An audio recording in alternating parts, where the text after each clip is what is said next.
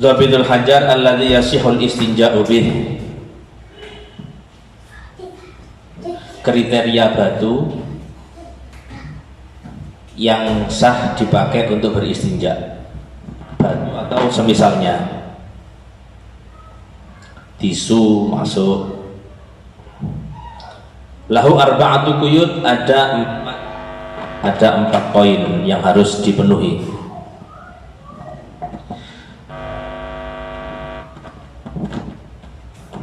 Satu, ayyakuna tahiran, batu atau semisalnya tadi harus suci.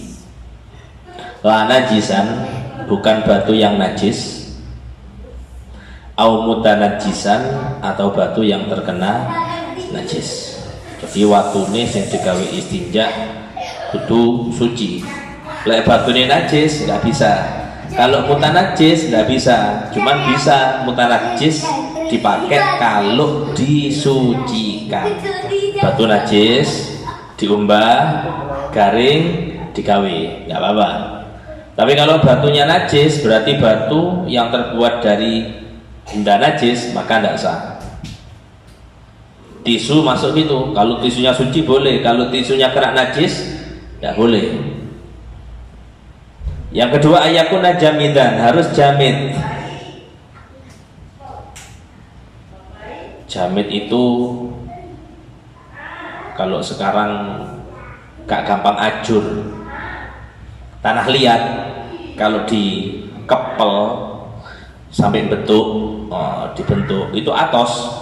Cuman kok orang kalau meganya terlalu kuat, batunya bisa, tanahnya bisa hancur. Artinya batunya bukan genjur lah. Batunya diperkes ajur, nggak bisa untuk dibuat istinja. Jelas ya? Jadi harus batunya itu kuat, batunya itu padat. Gak oleh fala yujzi' maka nggak bisa istinja pakai bukan air, ma'i benda cair, kama ilwardi, seperti air mawar.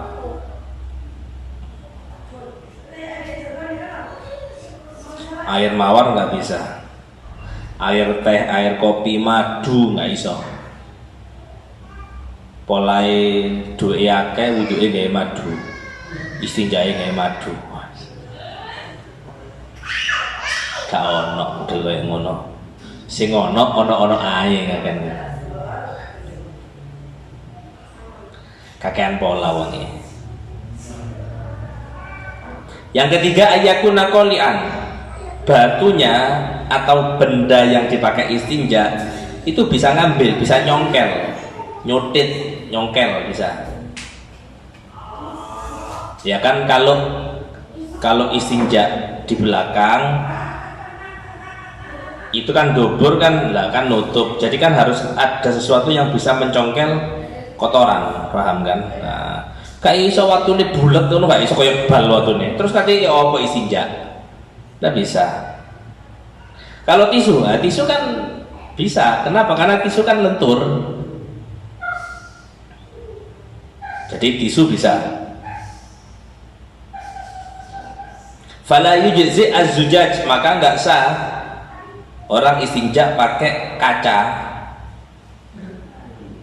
Kok ya ini kan bukan serpihan kaca, bukan potongan kaca, kayak cermin ini loh, kocok ini. Jadi kan kayak istinja, ya bukan nyongkelnya kan nggak bisa dicongkel, ya kan? Nah, jadi harus bisa nyongkel tadi itu. Walal kosop, begitu pula nggak bisa pakai kosop, pakai kayu pring kalau sekarang, gede peringnya kan. Nah, istinja iya apa modelnya? Kayak iso dicongkel lagi masalahnya. Hah?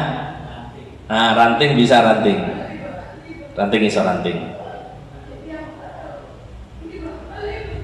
Yang keempat, ayakuna ghairu muhtaram, batu atau semisal tadi kategorinya bukan sesuatu yang dimuliakan menurut syarak, bukan sesuatu yang dianggap mulia menurut syarak. Fala yujzi al-'azmu, maka nggak sah istinja pakai tulang. Padahal sopo sing kate mangan tulang, ndak ada. Ya anjing lah makan tulang, ya kan? Artinya bukan makanan manusia. Tapi kalau istinja pakai tulang, tidak boleh, tidak sah.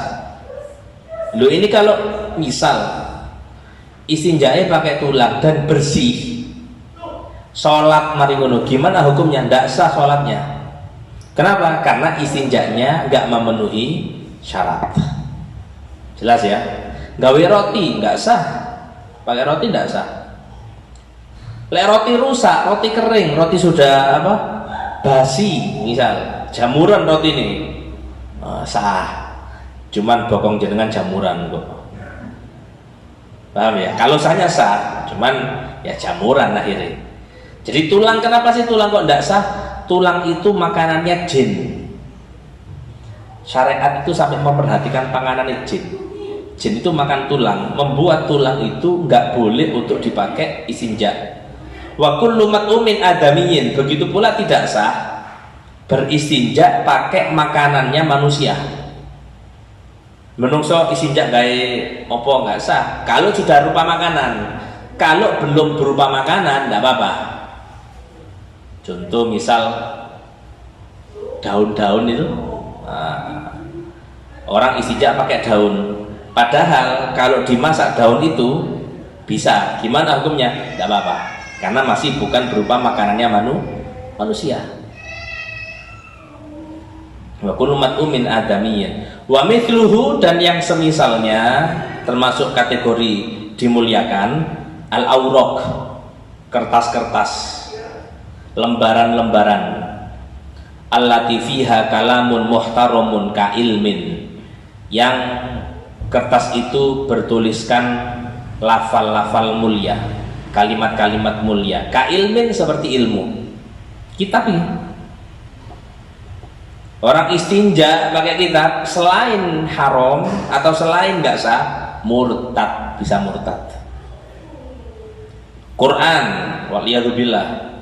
Makanya dalam dunia persantetan, dukun, itu mereka yang jadi ahli sihir itu kan sudah berteman dengan setan, berteman dengan jin. Gak mungkin orang itu sakti gak koncoan ambek jin, gak iso. Kalau sulap saya nggak tahu, sulap itu apakah seperti itu nggak tahu saya. Cuman intinya kalau santet, ramal ya, itu kaitannya sama jin.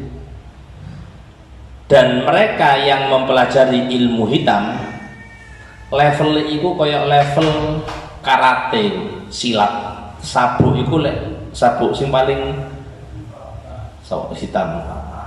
Ono sabuk apa? Putih, ada putih, hijau, biru nggak ada ya. Nah, Muhammadiyah nggak gelem soalnya sih dua silat NU aja nih, iya kan? Muhammadiyah jarang dua silat Muhammadiyah itu. Hijau, abang kita nih, abang ada, abang merah ada. Nah, sabuk hitam, nah itu level tingkat-tingkat, naik tingkat. Sama orang sihir, orang latihan atau belajar ilmu hitam itu orang tingkatannya. Dan setiap kali mereka naik level, itu adalah mereka yang berhasil untuk melakukan maksiat. Maksiat yang mengeluarkan mereka dari status Islam Muslim. Wa ingkan musollian, meskipun dia sholat.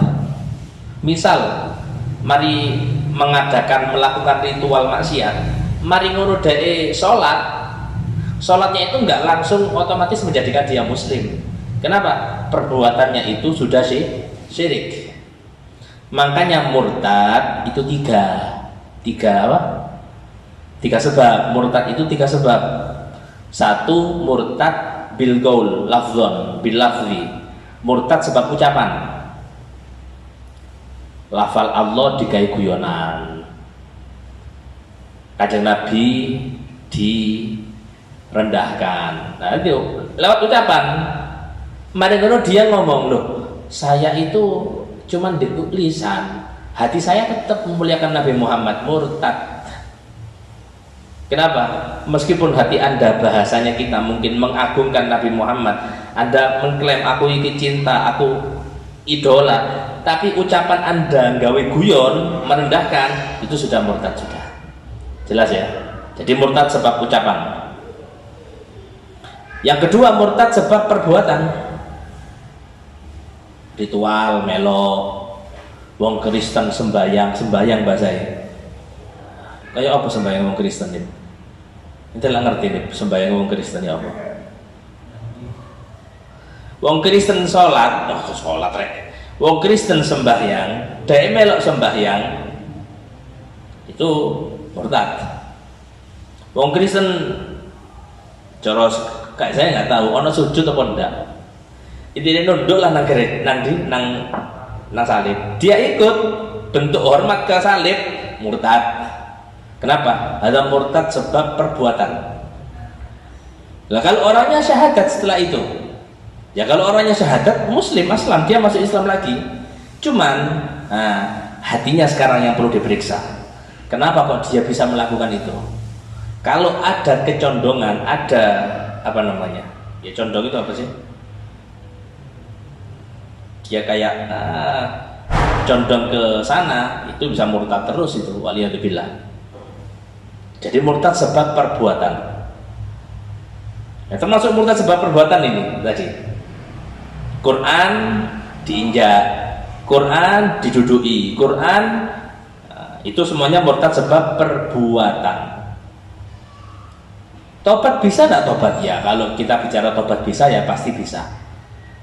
Cuman tahawun, orang yang sudah terbiasa untuk menganggap guyonan-guyonan dengan hal-hal yang mulia itu biasa, itu biasanya kumat maneng kok biasanya. Muslim dia masuk Islam alias dia mu'allaf apa? Ya masuk Islam maneh. Engko iso murtad maneh deh. Makanya di Quran difirmankan sama Allah, innalladzina amanu tsumma kafaru tsumma amanu tsumma kafaru tsumma zdadu kufra.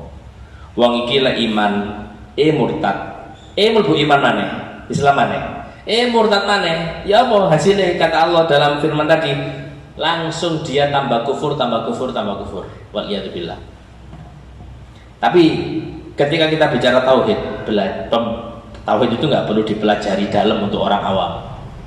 Ketika kita bicara tauhid, subhanallah, di tauhid itu sampai dibilang kerentek hati orang ono di pikiran Allah itu ono ndak sih, atau Allah itu ya apa bentuknya. Itu kan kita pernah terlintas kayak gitu, hajes bisikan kayak gitu. Itu nggak menjadikan kita murtad, nggak menjadikan kita ragu kepada Allah, nggak mengharuskan kita ngomong berarti aku saiki kudu syahadat mana. Enggak, itu sesuatu yang bisa dialami siapapun. Allah itu di sih, Allah itu kayak apa sih, Allah itu itu bisa terjadi. Tapi kalau dituruti Allah itu di dia mesti ada jawaban nih. Dikulik, dicari tahu. Ini yang bisa murtad akhirnya. Kenapa? Tadi bahwa Allah tidak boleh dicari tahu lebih dalam. Semakin kita membahas Allah lebih jauh, maka orang yang membahas Allah itu bisa kemudian menjadi ragu-ragu sama Tuhannya, bukan tambah kenal. Kalau kita enggak, kalau kita misalnya dengan nggak kenal kanjeng Nabi, orang awam nggak tahu Nabi Muhammad, mereka belajar sejarah sirah. Oh kanjeng Nabi lahiri, oh kanjeng Nabi perjuangane, oh kanjeng Nabi sifate, oh kanjeng Nabi keluargane. Orang sebab sirah tahu keluarganya, tahu sejarahnya, cinta. Semakin dia kenali, semakin dia pelajari, tambah cinta. Tapi kalau Allah diperdalam, zatnya yang diperdalam, sifatnya kayak gini, oh ragu-ragu nanti Anda, nggak boleh. Makanya kaidah yang dirumuskan sama Sayyidina Abu Bakar itu menarik. Beliau mengatakan tarkul idrok wal bahthu fihi isyrok. Orang itu meninggalkan membahas Allah membahas zatullah lebih dalam, lebih jauh, itu berarti Anda kenal sama Allah. Jadi ketika kita nggak mau membahas Allah lebih dalam, lebih jauh, berarti kita kenal sama Allah. Wal bahthu fihi, kalau kita paksakan tak pelajari Gusti Allah iki apa bentuke, tak pelajari Gusti Allah iki Ya apa jenenge? Sifatnya dan gini-gini. Tambah syirik nanti. Gitu ya. Kalau jadi kan pernah baca Aqidatul Awam itu. Apa di Aqidatul Awam itu? Hatta ra'an nabiyyu rabban kallama min ghairi kaifin wan isarin waftarad alai khamsan ba'da khamsina farad. Kita yakin Gusti Allah pernah ketemu ambil kanjeng Nabi sallallahu alaihi wasallam. Artinya kanjeng Nabi pernah melihat Allah. Kan gitu keyakinan kita. Oke. Terus kata ulama yang membahas, ya opo kanjeng Nabi ketemu nih, di mana lokasinya, di sebelah mana? Allah itu di depan, di samping, di atas, di belakang, di bawah dan lain-lain. Jawabannya di situ. Min ghairi kaif, gak ono perkataan ya opo, gak ada. Jadi keyakinan kita cukup Gusti Allah pernah atau kanjeng Nabi pernah berjumpa dengan Allah. Jangan ada pertanyaan ya opo ketemu nih. Justru kalau kita bertanya ya opo modelnya di sebelah di berapa lama, tidak boleh. Paham ya? Terus min ghairi kaifin wan hisor. Inhisor itu terbatas waktu, terbatas ruang, terbatas tempat, tidak ada. Jadi kalau kita ditanya kapan kita bisa melihat Allah, jawabannya nanti ketika di surga. Tapi bukan berarti tempat Gusti Allah ono di swarga. Ajib. Itu bahasa keren bagi tauhid itu. Jadi kan bayang loh, kita melihat Allah di surga, oke, keyakinan kita. Tapi kita tidak boleh mengatakan Allah bertempat di surga. Kenapa? Simple, karena Allah nggak butuh sama tempat.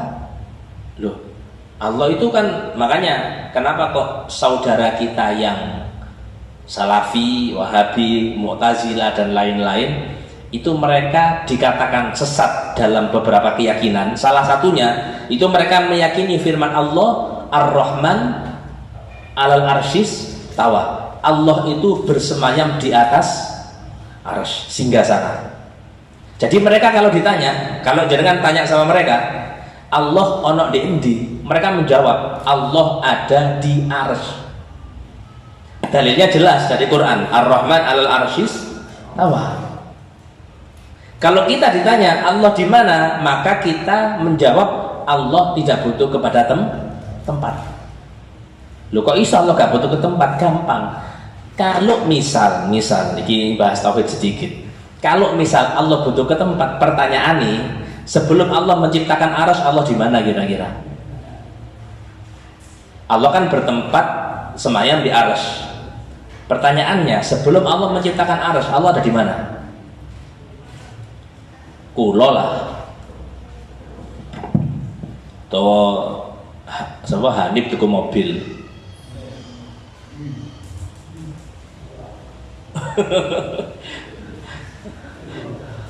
Hanif tuku mobil. Nah, berhubung Hanif kan duwe garasi, mobilnya parkir di embong. Nah, di samping embong, samping omahe Kaji Hamid. Kan ngono. Kenapa? Karena nggak punya tempat. Tapi kan tempat itu, kita kan kalau ditanya di endi sih, mana di sampingnya embong, itu kan kita tanya tempat. Pertanyaan di mana, itu berarti yang dibahas adalah tempat. Kan gitu. Untuk mari kono pindah, berhubung Hanif gawe garasi di tonggone. Nah, tanah wong dijogo nang Hanif, gawe garasi di kono. Oh dibeli, dibeli, akhirnya Hanif gawe garasi, mobilnya dipindah nang garasi. Itu mobil sebelum masuk ke garasi punya tempat, cuman bukan miliknya Hanif ngono ae tempatnya. Saiki dadi milik Hanif tempatnya. Lah sekarang kalau Allah ada di arsy kan ciptaan Gusti Allah. Pertanyaannya di mana Allah sebelum ada arsy? Nah, makanya kita meyakini Allah gak butuh kepada tempat. Itu 20 kaidah yang kita pelajari masa kecil biyen. Mukhalafatun lil hawadithi. Allah itu beda dengan makhluk. Kalau makhluk butuh tempat, Allah nggak butuh tempat. Jadi kan butuh tempat atau enggak? Butuh kita. Ngadeg butuh tempat, longgo butuh tempat, turu butuh tempat. Kalau kita bilang aku turu kalau panggonan, loh, maksudnya ente kan gak ada kasur, gak ada kamar, iya kan? Tapi anda tidur, akhirnya anda tempatnya di musola, anda tempatnya di depan rumah, anda tempatnya itu kan tempat, kan gitu. Cuma maksudnya aku turu gak ada tempat, gak ada tempat tidur untuk saya biasanya, normalnya kayak gitu. Jadi kembali ke tadi bahwa kita bahas Allah kalau zatnya itu salah. Lalu terus yang dibahas apa nih? Bahaslah makhluki Gusti Allah. Bahas makhluki Gusti Allah tambah yakin kita. Orang orientalis, orang ateis, orang non muslim lah, mereka itu penasaran dengan Quran, sehingga mereka banyak baca. Kayak kulo jenengan nih kakek mojo, tapi mojo komentar netizen aja, woco aja. Sedangkan komentar netizen itu rata-rata orang yang minim literasi kan, gak tahu mojo. Wis uang lek gak tahu mojo jenengan bayangno ngasih komentar, iku koyak uang gak tahu masak, bukan masak, ya apa hasilnya? Gak ketemu jabang jere, rasa gak ono, rusak wisan pasti. Mari ngono wis ngerti rusak, kita sebagai apa? Sebagai apa kita itu? Sebagai yang melihat, kita pelajari juga, kita baca itu ya kayak itu mang wis ngerti netizen gak iso masak diwoco sian komentare. Walah hasil sudah tumpang tindih kita ini. Mereka yang komentar, kita yang membaca sama. Nanti bangane moco komentar netizen lah mending moco Al-Ikhlas. Ping 1000 ini. Dina apa ini? Hari Arafah ini. Alasannya gak ono waktu. Sibuk apa ini? Ini sibuk sholat tak mulai isu sampai bengi. Kak masuk akal. Wong scroll HP gak mari-mari. Update status gak mari-mari ngomong saya gak ada waktu.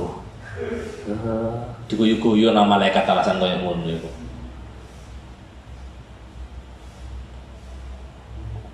Nah, tadi masalah riddah ya, murtad. Murtad itu kan sebab 3. Bisa ucapan yang membuat orang keluar dari Islam, ngilono Gusti Allah, menghina Nabi Muhammad. Terus menghina perbuatan, ucapan yang kedua perbuatan menghina Al-Qur'an, nginjak Al-Qur'an, nguyui Al-Qur'an. Perbuatan atau dia milih untuk sujud ke berhala dan lain-lain yang enggak enak. Itu ketika orang main film muslim tapi sayangnya dia berperan sebagai orang Kristen, dan di film itu dia praktek ritualnya orang Kristen. Totalitas ini, totalitas. Anda kalau bilang totalitas untuk kerjaan hebat Anda, tapi Anda bilang totalitas untuk ibadah gak tahu gitu aneh. Sholat ya molor, poso ya sik maksiat. Kenapa nggak totalitas ibadah, tapi totalitasnya untuk urusan pekerjaan? Itu kan semuanya serba salah. Dalam hal itu nggak bisa dibenarkan. Tapi pada intinya mereka yang melakukan maksiat dengan cara praktek nyembah selain Allah itu bisa murtad. Paham ya? Yang ketiga, murtad sebab keyakinan. Ada murtad sebab keyakinan. Kalau tadi kan pembahasannya istinja, ini orang istinja gawe kitab. Jadi istinja tapi pakai kertasnya kitab, murtad nanti orang itu.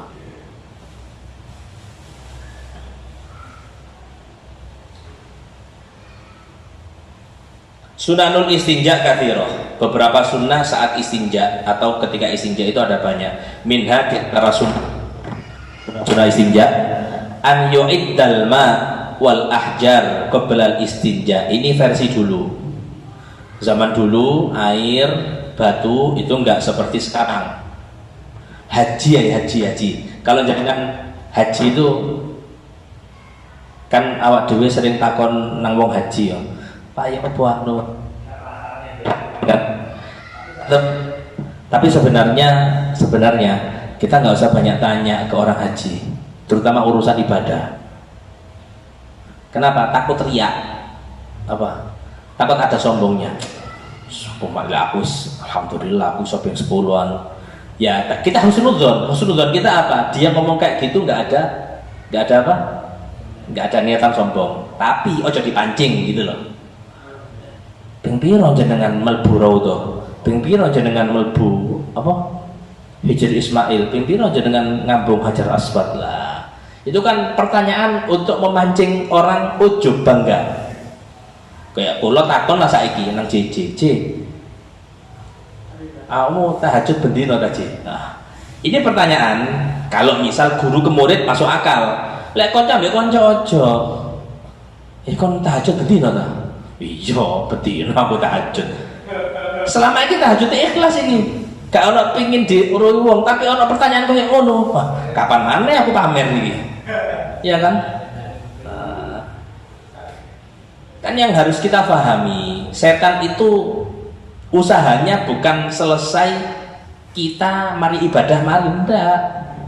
Ono usaha maneh. Gampangane ngene lho. Dalam rumah tangga, contoh paling gampang. Kenapa sih orang disuruh menikah? Supaya terhindar dari perbuatan zina, salah satunya. Sehingga orang menikah, disuruh menikah ambil kanjeng Nabi, ambil syariat sama Allah, menikah.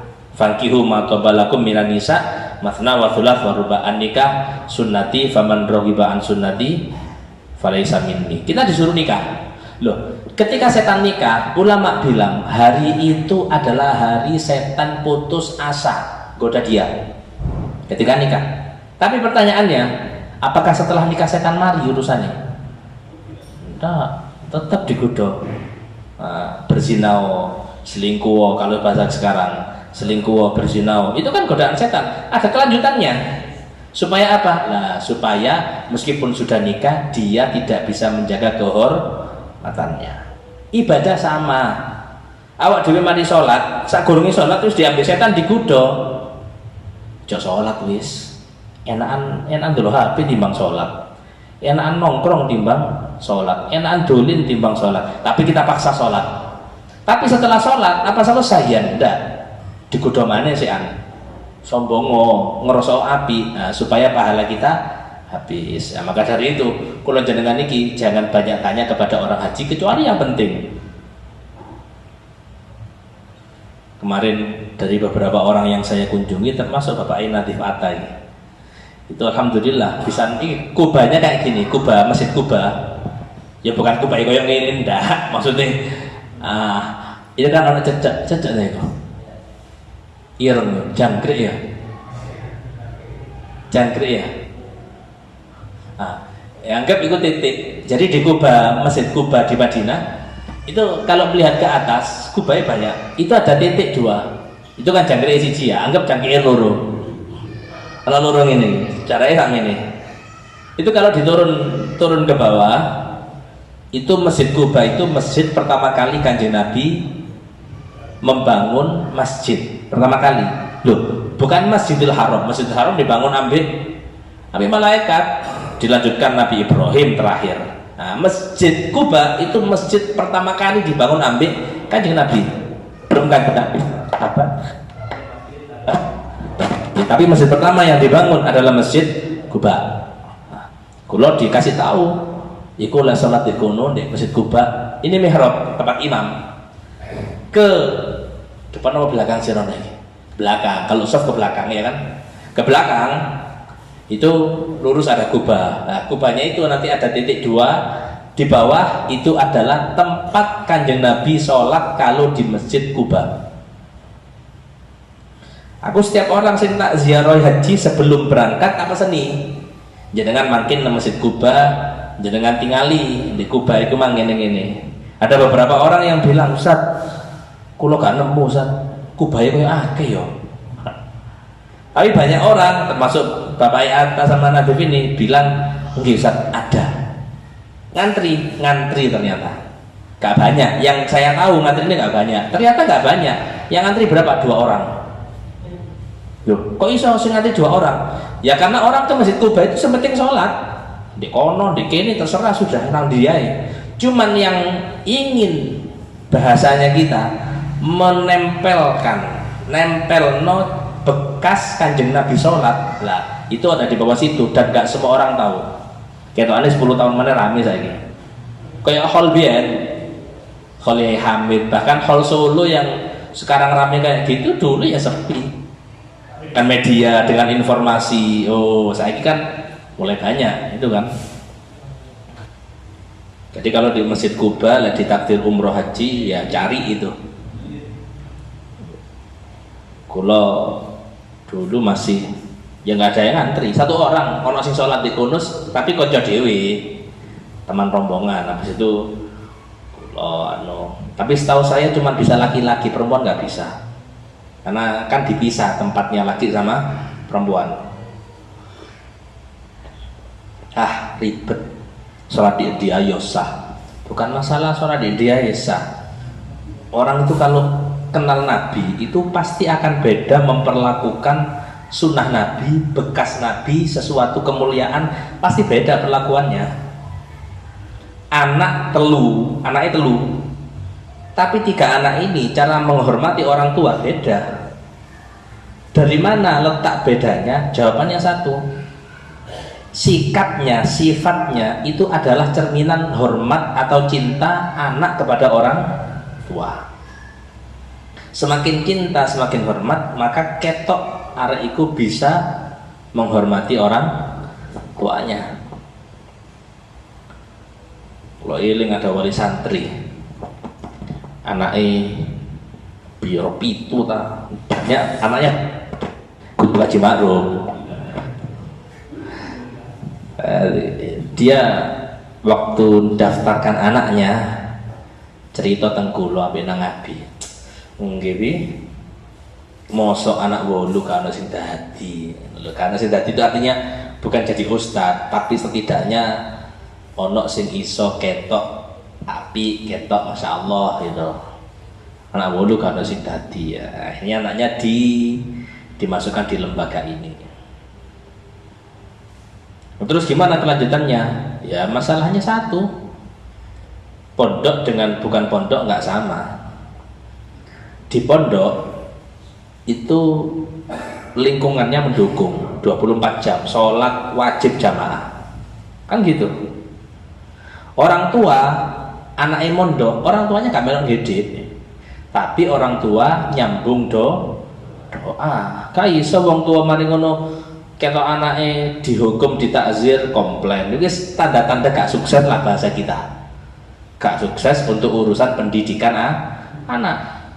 Orang tua kalau ikut campur pendidikan anak gak bakal jadi, gak ikut campur juga jadi juga.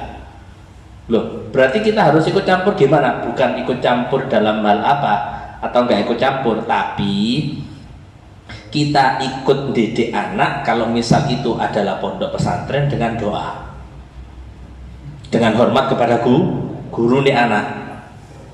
Minggu kemarin kan sampun kula singgung dikit,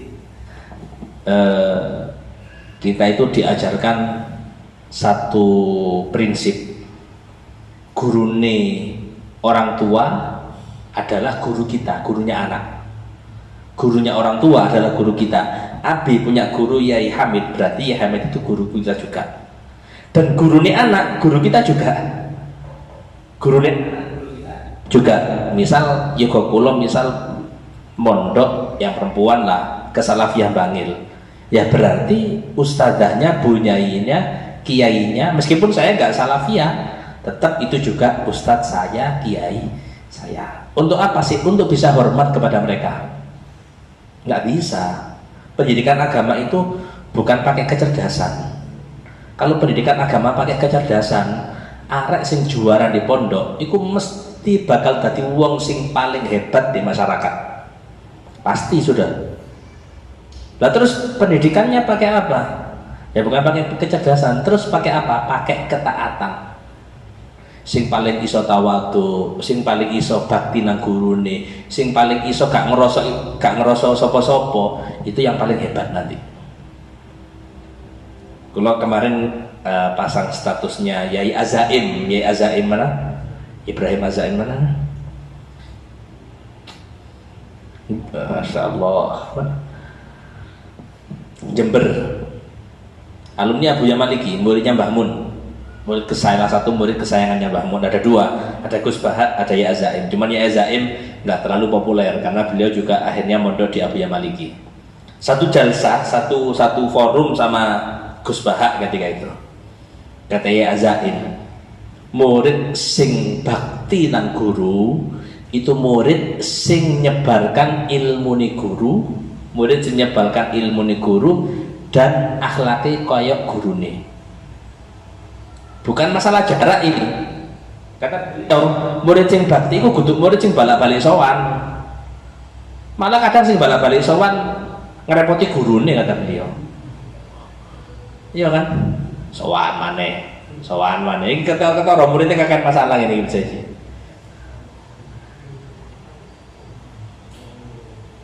Lek versi ini Kiai siapa itu? Kula Supi yang cerita.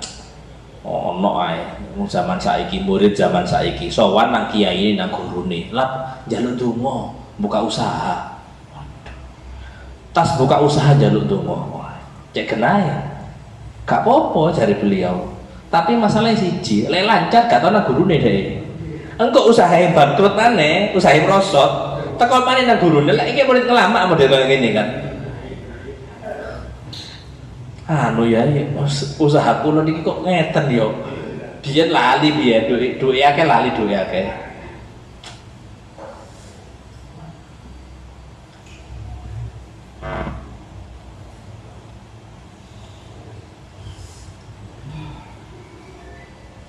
jelas nggih sunanul istinja kadhi ini zaman dulu ya ini zaman dulu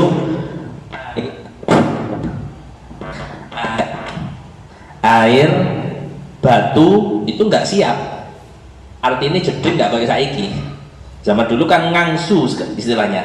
Nah itu kalau kita istinja nyiapno dhisik gutuk jenengan beol tipis banyune ndi gak ono sik tak ngangsu dhisik nggak kayak gitu lo kalau ditanya bolehnya boleh nggak apa-apa lo lah butuh aku ngangsu apa ngangsu apa jenenge ngangsu banyu aku lah ya katoan lah berarti najis ya najis resikonya memang tapi kalau bolehnya boleh kalau kita bahas sunnah banyune wis nyepak watune wis siap baru kita ya.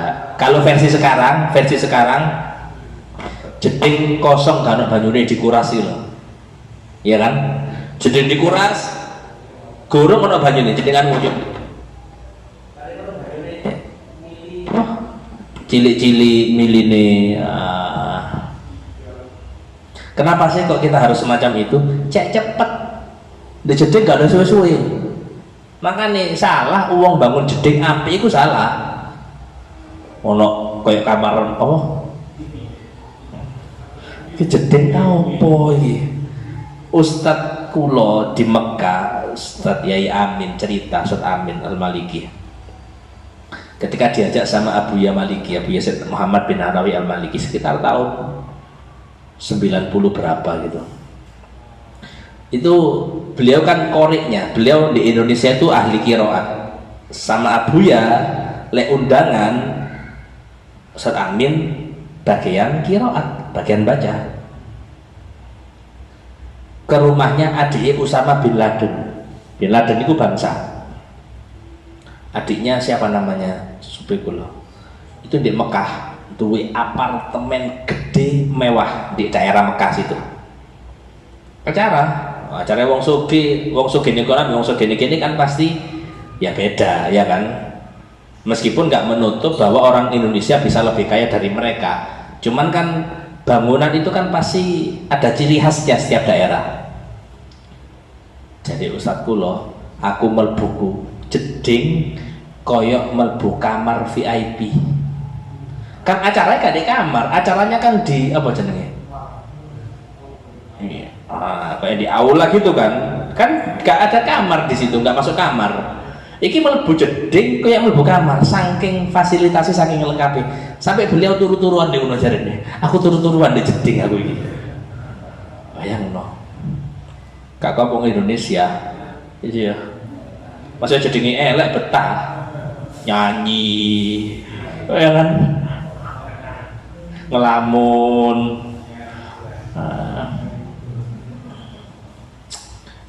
ya kalau kita kecil nggak apa-apa lah di cilik kan kita di jeding suwe cebo itu di beluk-guduk beluk sampai penasaran itu ya terus ceples ono ae sing diomong perkara cilik masuk di akal tapi kita ngajari anak-anak aja suwe-suwe di jeding apa makwal jin jadi markasnya jin base camp nih di omah itu panggonannya di jeding Ya jenengan yang indigo jenengan. Indigo, Indihome, ndelok ana jeding. Bisa lihat, bisa ndelok di kono. Kalau di luar kamar mandi ada patroli lah mereka. Cuman engko markase balik nang jeding. Pasti gitu. Jadi batu dan air harus disediakan sebelum istinja. Nomor 2, itar. Itar itu 3 kali. Nah, ini poin penting juga. Pakai batu atau pakai air 3 kali. 2, 3, sampai 3 kali. Kalau enggak 3 kali, misal 4 kali, nambah 1. Siji, loro, telu, kelebihan siji rek. Lebih ono maneh siji. Siji maneh. Nambah siji, salah loro nambah. Lho, kelebihan maneh aku. Siji, ya nambahin mah. Lebih maneh pikun jenengan berarti loro. Masalah berarti itu. Gitar. Nomor 3, istinja bil yadil yusra. Lah istinja pakai tangan kiri, ojo tangan kanan. Tangan kiri istinja. Kalau megang airnya, ya istinjanya kan ngeluyur apa? Nah, nyiramnya pakai tangan kanan nggak apa-apa, tapi istinjanya pakai tangan kiri. Termasuk nanti di situ ada salah satunya adalah ada urut siapa nasi bahasanya itu. Kemaluannya itu kan diurut, kemaluan laki-laki diurut dari bawah pakai tangan kiri, diurut 3 kali diurutnya. Kalau perempuan dipenek di tempat tumbuhnya anaknya, tempat tumbuhnya apa namanya, apa bahasanya, rambut kemaluan. Nah, tempat tumbuh rambut kemaluan itu dipenek. Tujuannya untuk apa sih? Supaya tuntas bersih. Medis itu kan sudah bilang bahwa kencing yang nggak bersih itu bisa menyebabkan penyakit. Lek jenengan misal mari ngoyo, lah kok sarung iki mesti anget, celana dalam iki anget, berarti cara istinja kita salah. Kanjeng Nabi yang diceritakan dalam satu hadis, satu momen itu beliau lewat kuburan di Madinah. Beliau lewat kuburan sama sahabat. Kalau nggak semerap siapa sahabatnya, nggak disebutkan. Itu beliau bilang, innahuma la yu'adzabani. Di Madinah itu, di pojokan Madinah ada 2 kuburan. Kanjeng Nabi dawuh, iki kuburan loro iki. Wong sing ndek jero disiksa saiki. Kata Kanjeng Nabi, innahuma la yu'adzabani wa ma yu'adzabani fi kabir. Dan keduanya ini tidaklah disiksa karena perbuatan dosa besar menurut orang biasa. Menurut kita lah. Menurut kita itu perbuatan dosa biasa. Padahal itu adalah dosa besar. Apa kata Kanjeng Nabi? Fakana ahaduhuma la yastabri minal baul. Salah satu di antara 2 kuburan yang disiksa ini iku lek ngoyo gak tuntas, gak bersih. Delok kadang ono wong ngoyo ndek. Jadi di dalan, di kali saenake dhewe. Ya, terus itu gimana? Sebabnya satu. Apa sebabnya? Juga ngaji. Ya pemane kan maneh. Lek wong ngaji tapi koyo ngono, sebabnya apa? Ya mokong deh.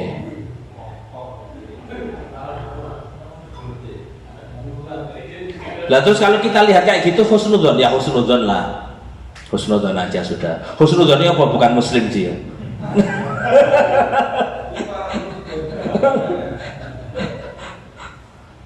Jadi kalau kencing nggak tuntas itu jadi sebab siksa.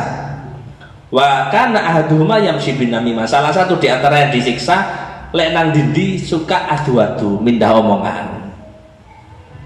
Hanif ngomong ambek cici, sing diomongi Pak Kacong. Nah, misal krungu. Ramdan kerungu. Oh, akhirnya Ramdan cerita nama Kacong. Nama Kacong. Hanif ambek cici ya. Koyo-koyo pahlawan Ramdan ini. Tapi Ramdan ini berstatus namam, tukang adu, bahaya. Kata Kanjeng Nabi dalam satu hadis, la yadkhulul jannah namam wala qattat au qattat. Sing jenenge tukang adu-adu itu enggak bakal bisa masuk surga, waliyadzubillah. Akhirnya Kanjeng Nabi, beliau melihat 2 mayat ini disiksa, beliau ngambil jari dunakhl, jari datunakhl, pelepah kurma. Kalau nggak paham pelepah kurma iki apa? Mungkin koyok godongi apa jenenge? Kelapa atau godongi apa sengal? Pisang itu loh. Nah, itu pelepah kurma itu dibagi dua, diketok, ditaruh di satu, ditaruh di satu. Katakan Nabi, la'allahu yukhaffaf anhuma. Moga-moga kedua mayit ini diringankan sebab pelepah kurma. Malam yai basah, selagi pelepah kurma ini nggak kering, belum kering.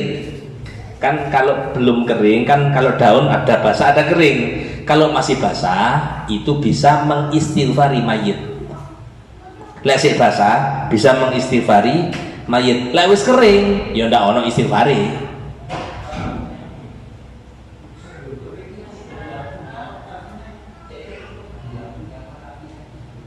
Udah. Jadi kalau sebelum dikasih sudah diampuni ya nggak perlu ngasih berarti.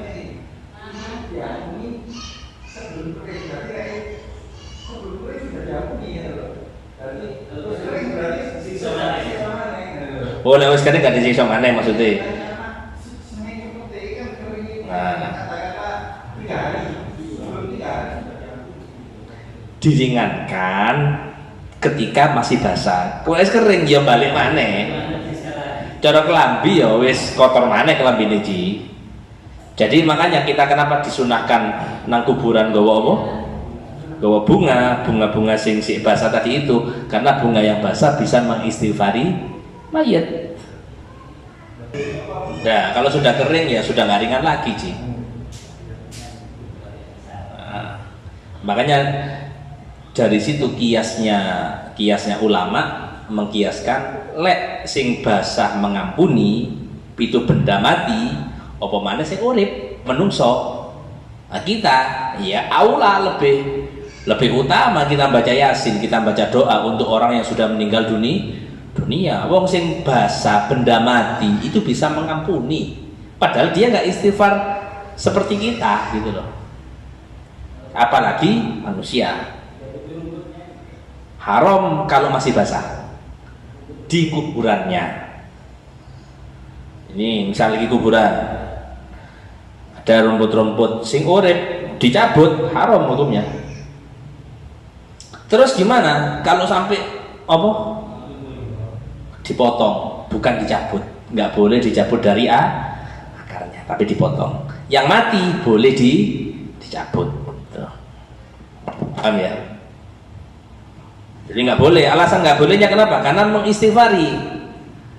Nah, jangan di nang kuburan misal gak nggawa kembang, di kuburannya pinggirnya wong tua nih kembangnya kakean dikira.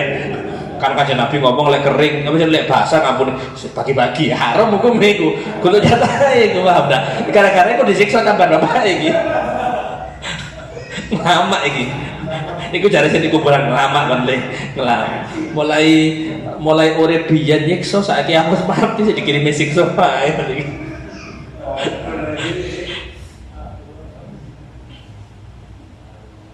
Kalau ditanami boleh ditanami. Makamnya Mbah Kula yang di mana? Di Pasuruan, Godang Wetan ditanami tanaman anu. Nah, tapi tanamannya jangan sampai sing kan ono sing gede kan, weringin ngono. Nah, tanami. Untuk apa? Supaya bisa mengistighfari mayit tadi. Penting, itu penting. Ya sudah 3 inilah, sisanya besok aja.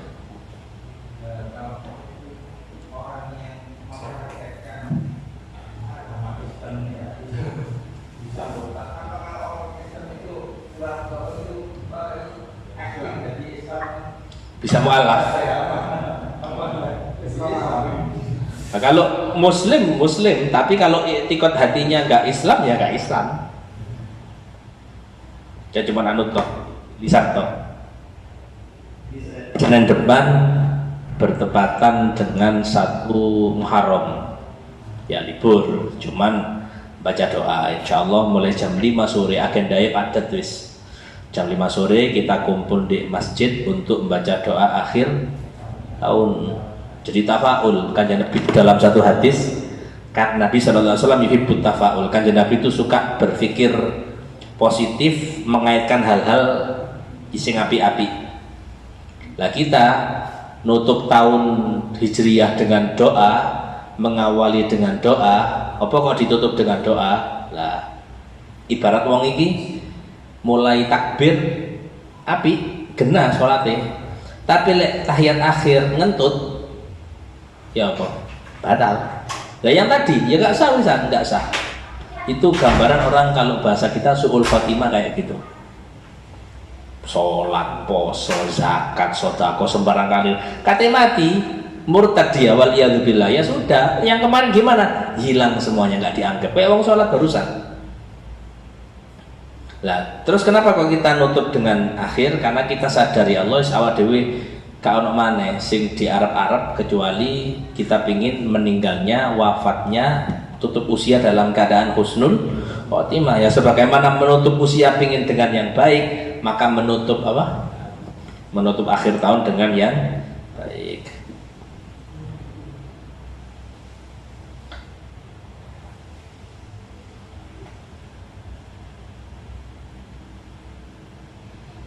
Suhbatus sholihin terakhir.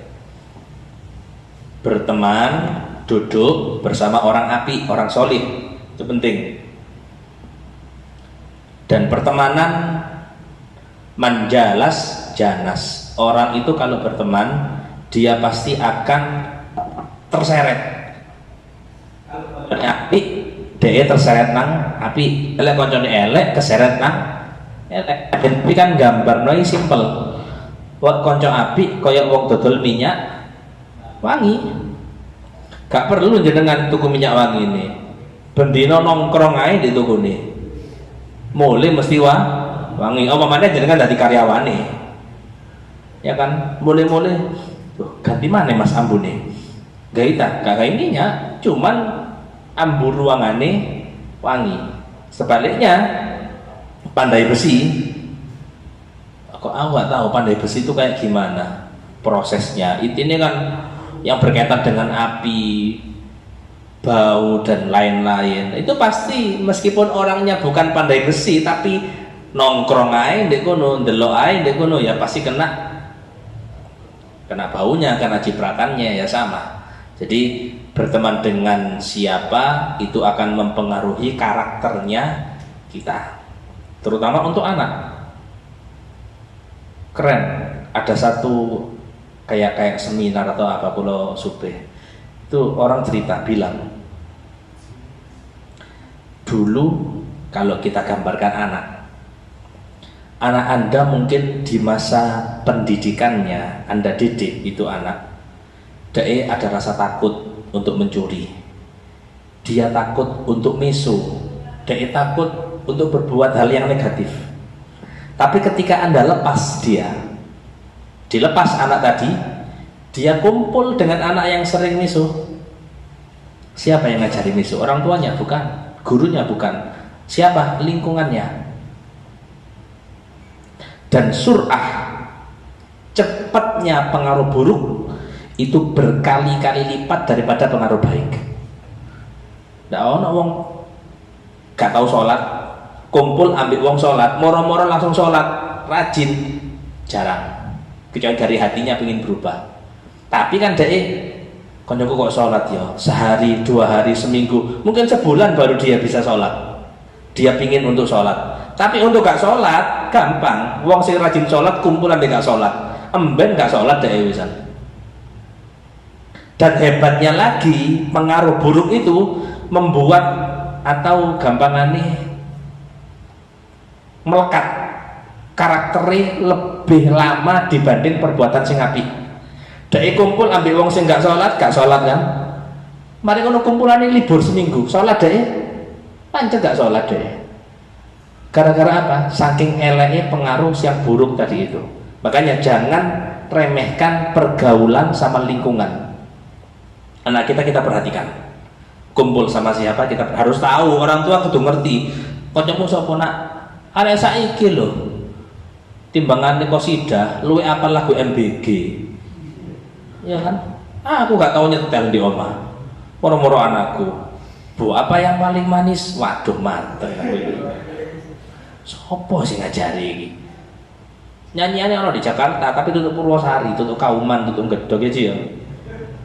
Kalau zaman dulu untuk maksiat itu kita harus keluar rumah ketemu sama siapa ini kisah ndak wis cukup nggak HP. Kalau sekarang sudah, artinya semakin anak memegang HP tanpa ada iman yang kuat, semakin cepat imannya hancur lewat HP-nya tadi itu. Orang sing punya iman kuat itu HP itu tetap berpengaruh buruk. Apa maneh wong sing imane gak kuat, bahaya. Jadi paling aman terus apa? Ya tadi sudah. Gak scroll, gak delok. Kalau kita bahasa kita ini, kita cinta siapa? Anak jenengan lah. Anak jenengan kalau pegang HP, anakmu seneng sopo? Gampang. Deloken di Instagrame, dae follow sopo. Kalau yang di follow itu ulama, berarti yang di pikiran dia lebih cinta akhirat daripada dunia. Lah sing di follow itu gak jelas, wala sujud nang Gusti Allah, gak tahu ngene, gak tahu ngono. Ana ulama siji loro telu, tapi artis 30 pemain bola. Ini kira memprihatinkan persentasenya kayak gini, dan itu sudah pasti yang di follow karena ulama dikit, tampilnya kan titik pasti di beranda apa namanya itu. Lamun ono kayak syarat paling itu. Gurung ngono di love, gurung ngono sih an, di love, di scroll, di skip. Kuliane opo iki? Iya kan? Tanzilur rahmah inda dzikri sholihin. Iya betul. Ketika kita nyebutkan nama orang baik itu akan turun rahmat. Ya berarti ketika kita menyebut orang yang enggak baik akan turun murkanya Allah. Ya setidaknya yang pernah dijelaskan dalam satu cerita, ada orang tanya kepada Imam Hasan Basri, Imam, kula niki lek salat gak tahu khusyuk. Awak dhewe kan gak khusyuk, cuma kita nggak mempermasalahkan. Kita nggak khusyuk tapi kita nggak mempermasalahkan. Tapi orang zaman dulu gak khusyuk itu bingung wisan.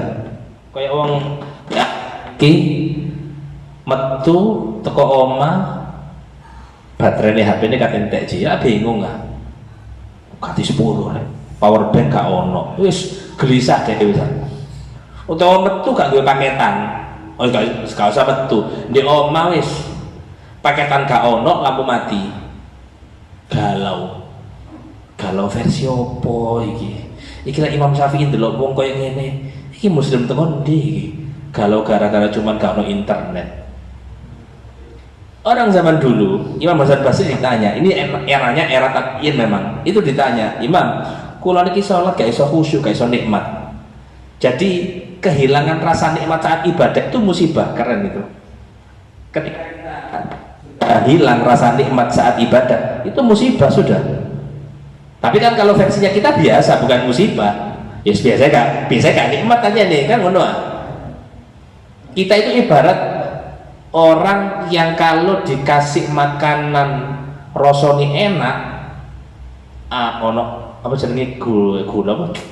Ada manisnya, ono aseme, ono kecute, ono apa?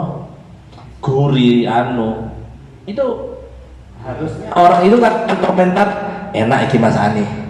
Cuma karena ditawarkan, dicicipi sama orang yang berpenyakit, rasanya ya apa? Anyep. Nah itu. Bahkan pahit, anyep atau pahit. Yang salah masakannya bukan orangnya, salah kita. Ini kayaknya sholat itu enak harusnya, ngaji itu enak harusnya. Cuman hati kita bermasalah, iman kita bermasalah, anyep akhirnya. Sholat anyep. Bukti ini apa? Dan mari. Bukti ini apa? Lek terawih sing digoleki sing paling cepat, betul sing paling khusyuk. Itu kan semuanya jadi bukti itu bahwasanya kita itu bermasalah dalam urusan keimanan. Makanya orang dulu ketika mereka kehilangan nikmat sambat, Imam, kula niki salat gak enak. Dawuhe Imam Hasan Basri, Mungkin kon mari ndelok wong sing gak wedi Gusti Allah. Kamu lihat orang yang tidak takut sama Allah.